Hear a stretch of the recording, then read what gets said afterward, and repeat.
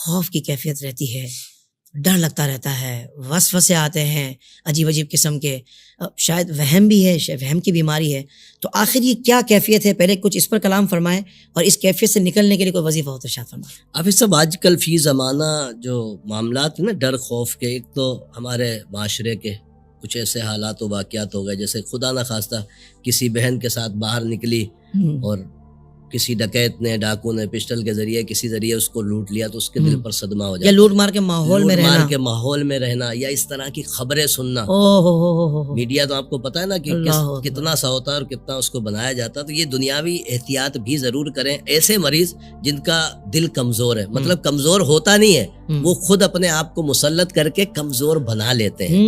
ایسی خبروں سے، ایسے واقعات سے گھر والے بھی ایسے مریض کو اگر کوئی مبتلا ہو گیا ہے ڈر خوف میں تو اس کو بچائیں. پہلی بات تو یہ کہ اس کا احتیاط کریں کہ اس طرح کی خبروں سے یہ محفوظ ہی رہے. صحیح.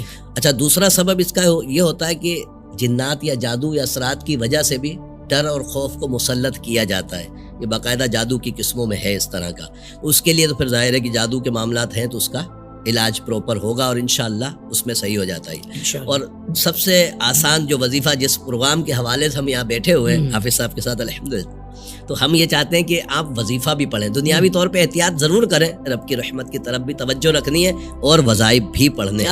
تو وظیفہ جو ایسے لوگوں کے لیے جو ذہنی طور پہ مبتلا رہتے ہیں، پھر خواب بھی ان کو ویسے ہی آتے ہیں، ڈر خوف اپنے اوپر مسلط کرتے ہیں تو پھر خواب آتے ہیں. تو ایسے میرے بہن بھائی جو ڈر خوف میں مبتلا ہیں، جیسے بعض اوقات حافظ صاحب ایسا ہوتا ہے، ایسے کیس آتے ہیں کہ پیچھے کوئی خاتون یا کوئی بھائی کھڑا ہوا اور ان کی کیفیت یہ ہوتی پیچھے سے کوئی ان کو خالی ہو کر دے تو وہ گر جاتے ہیں. مطلب اس کی ایسی کیفیت ہو جاتی ہے جیسے بے ہوش ہو گئے.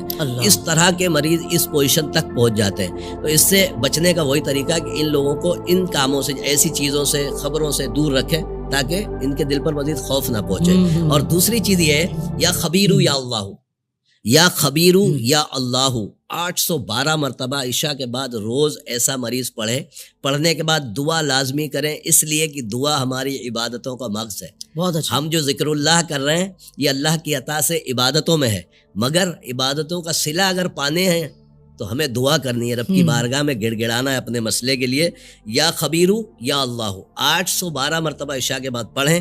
ایسے مریض، یا اگر وہ خود نہیں پڑھ سکتے، کیفیت زیادہ خراب ہو گئی ہے، تو پھر اس صورت میں گھر کا کوئی بھی فرد پڑھ کر پانی میں دم کر کے ان کو پلائیں، مریض پہ بھی دم کریں. اللہ کی عطاؤں سے انشاءاللہ